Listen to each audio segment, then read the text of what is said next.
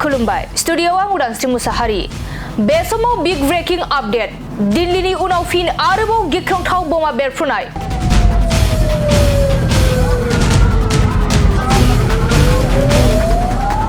दिल्लीआव bomb blast जानायनि थैनि बानाया रानै समावनो हादोराव गिलु-बालु बमा बेरफ्रुनाय जाथाया हादोर नाङैनो गिखांनाय सोमजिहोदों। दिल्लीनि उनाव श्रीनगराव गिलु-बालु बमा बेरनायजों सागु सुबुंनि जिउ खहा आरो जिउ खहा जानायनि बायख्लाब-जिख्लाब जानाय सोलेरफोरखौ खमैबो 20 मिटार गोजाननिफ्राय बोखांनो हादों।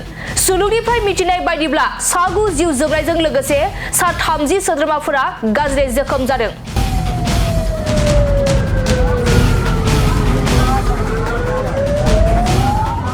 सुलुंनिफ्राय मिथिनाय बायदिब्ला श्रीनगरनि मोनसे रैखाथि हानजानि केम्प सेराव बे गिख्रंथाव बमा बेरफ्रुनाय जाथायखौ दुथां सुबुंफोरा खालामदों।